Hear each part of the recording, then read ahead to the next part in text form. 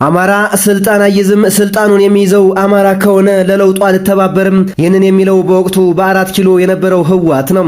ህወሓት በዚህ ወቅት ስልጣኑን ኦህዴድ እንዲወስድ ተባባሪ እንደነበር አቶ ጀዋር መሐመድ አልጸጸትም በሚል ባሳተሙት መጽሐፋቸው ጽፈው አስነብበዋል።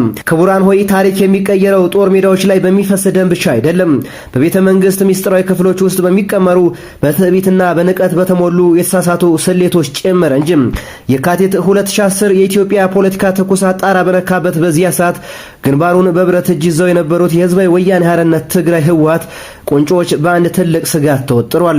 ለነሱ ትልቁና አስፈሪው ጥራት ታሪካዊ ባላጋራቸው አድርገው የሚቆጥሩትና የግዛት ይዞታቸውን ያስቀጥላል ብለው የማይገምቱት ባደን ወደ ስልጣን ማማው መውጣቱ ነበር። የህወሓት ስትራቴጂስቶች በወቅቱ በዝግበሮች በሹክሹክታ የተስማሙበት አንድ ቀጭን መመሪያ ነበራቸው። ስልጣኑን ለባደን ለደመቀ መኮንን ከምንሰጥ ለኦህዴድ ለኦሮሞ ድርጅት መስጠት ይቀለናል አሉ። የውሳኔ የመነጨው ከትልቅ ንቀትና የሳሳተ ግምገማ ነበርና ህወሓት ላለፉት 27 ዓመታት ኦህዴድን ያየው እንደራሱ ታዛዥ ሁልጊዜም በቁጥጥር ስር ሊያደርገው እንደሚችል ተላላኪ ድርጅት አድርጎ ነበር።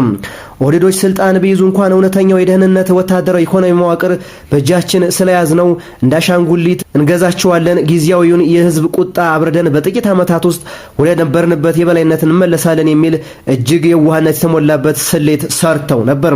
ነገር ግን ህወሓቶች የዘነጉት አንድ ትልቅ ታሪክ እውነት ነበር። ያም ለዘመናት በቁጥጥር ስር የነበረ ኃይል አንዴ ነፃነቱን ካገኘ በኋላ መልሶ በሰንሰለት ማሰር እንደማይቻል የፈሩት የአማራ ድርጅት ሳይሆን የናቁት እንደ መጠቀሚያ ሊያደርጉት ያሰቡት ኦህዴድ የታሪክን መጋረጃ ቀዶ ከጀርባው ከባድ ወጥመድ ይዞ እንደሚጠብቃቸው አልጠረጠሩም። ይሁንና ስልጣኑ የተረከበው አዲሱ የኦህዴድ አመራር በዶክተር አብይ አህመድ የሚመራው ቡድን ህወሓት ያላሰበውንና መቼም ቢሆን ያልገመተውን አስደንጋጭ መልሶ ማጥቃት እርምጃ መውሰድ ጀመረ። የህወሓት መሪዎች የጋራ መሪ እንሆናለን ብለው ባሰቡት ማግስት የገነቡት ግዙፍ የፖለቲካና ኢኮኖሚ ግዛት በአንድ ጀንበር መንኮታኮት ጀመረ። ህወሓት የአገሪቱን እውነተኛ የስልጣን ምንጭ አድርጎ የሚቆጥረው የደህንነት መዋቅር ቁንጮ የነበሩት አቶ ጌታቸው አሰፋ በቁጥጥር ስር እንዲውሉ ትዕዛዝ ወጣ። የስለላ መረባቸው ተበጣጠሰ። ለ10 ዓመታት በመከላከያ ሰራዊት የመሩት ጀነራል ሳሞራ የኑስም በአንድ ጀንበር በጡረታ ተሸኙ። የህወሓት የገንዘብ ምንጭ የጦር መሳሪያ ማምረቻ የነበረው ሜቴክ የተባለው ግዙፍ ኮርፖሬት ተበታተነ። አመራሮቹም በሙስና ወንጀል ተጠያቂ ሆኑ። በመጨረሻም ህወሓት ለ27 ዓመታት እንደ ጋሻ የተጠቀመበትን ኢህአዴግን በመበተን በምትኩ የብልጽግና ፓርቲ ተመሰረተ። ህወሓት ይህንን አዲስ መዋቅር አንቀበልም ባለ ጊዜ በአዲስ አበባ የነበረው የፌዴራል ስልጣኑና ተሰሚነቱ ሙሉ በሙሉ ተገፎ ወደ መቀሌ እንዲያፈገፍግ ተገደደ።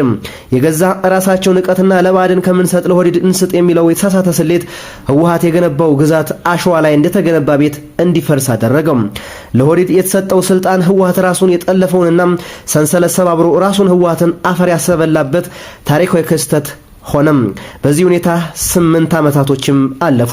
ውድ የበራፍቲ ቤተሰቦች ህወሓት ዛሬም ለኦህዴድ ብልጽግና ከምገዛም ሞቴን መርጣለሁ እንዳለ ነው።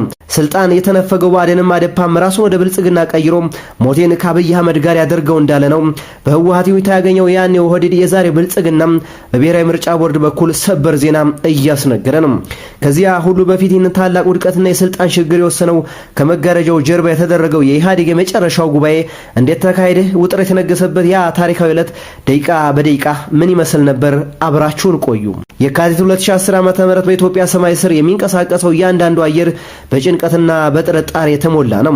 በየጎዳናው የሚሰማው የተቃውሞ ድምጽ፣ የሚነደው የጎማ ጢስና የመንግስት የጸጥታ ኃይሎች ጥብቅ ቁጥጥር አገሪቱን ወደ አልታወቀ አቅጣጫ እየገፋት ይመስላል። የአስቸኳይ ጊዜ አዋጅ ታውጇል። ሆኖም ሰላም ሊሰፍን አልቻለም። በዚህ መሃል ነው ከመጋረጃው ጀርባ ታላቅ ድንጋጤ የተፈጠረው። የወቅቱ ጠቅላይ ሚኒስትር ኃይለማርያም ደሳለኝ ስልጣናቸውን በገዛ ፍቃዳቸው መልቀቃቸውን ይፋ አደረጉ። ይህ ውሳኔ በኢትዮጵያ ዘመናዊ ታሪክ ታይቶ የማይታወቅ በመሆኑ በኢህአዴግ ግዙፍ መዋቅር ውስጥ ፖለቲካዊ ዲማሚት በማፈንዳት ታላቅ የጠረጴዛ መንቀጥቀጥ ፈጠረ።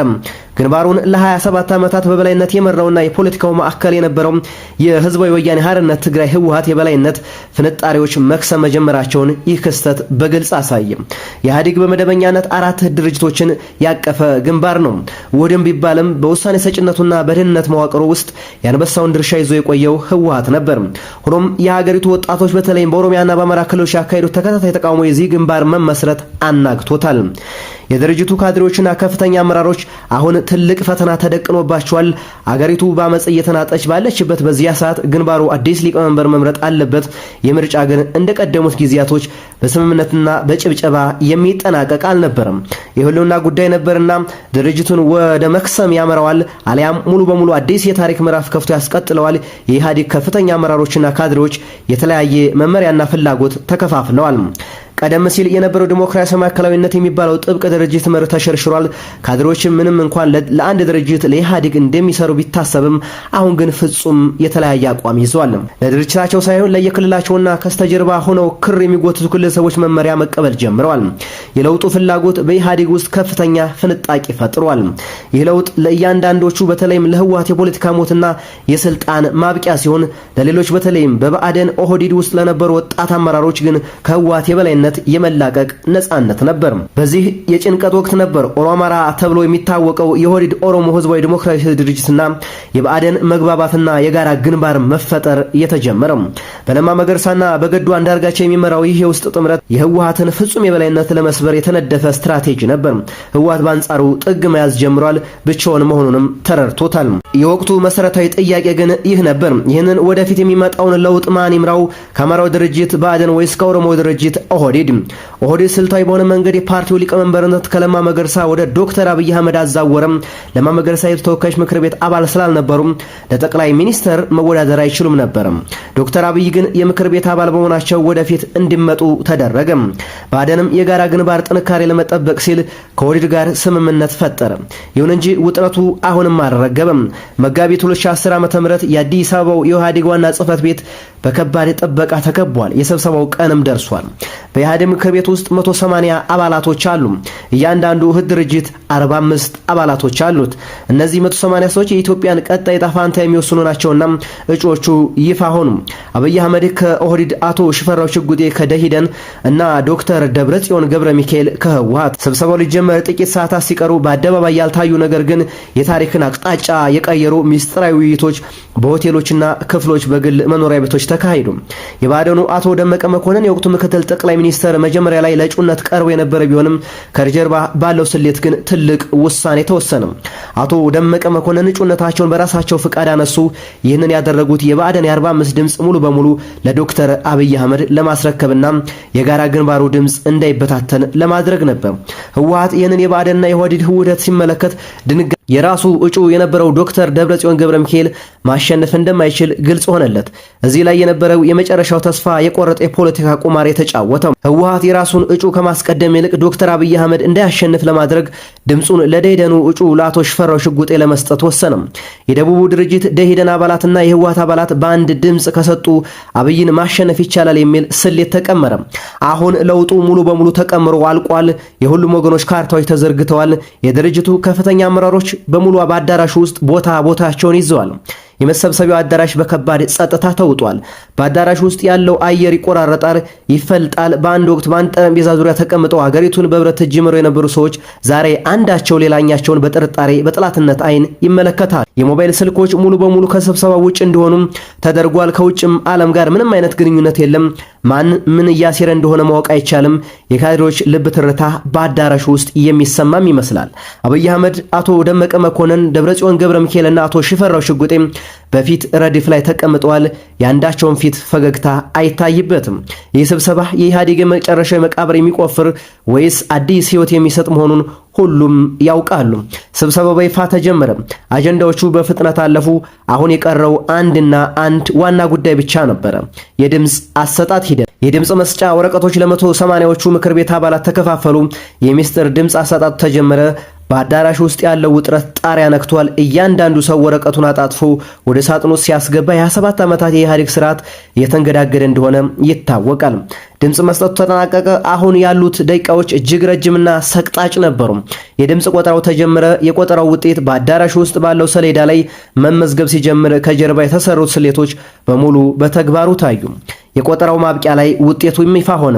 በዚህም መሰረት ዶክተር አብይ አህመድ ከኦህዴድ 108 ድምጽ፣ አቶ ሽፈራው ሽጉጤ ከደኢህዴን 58 ወይም ደግሞ 59 ድምጽ፣ ደብረጽዮን ገብረ ሚካኤል ከህወሓት 2 ድምጽ። ውጤቱ ሲነበብ በአዳራሽ ውስጥ ድንገተኛ ጸጥታ ሰፈነም።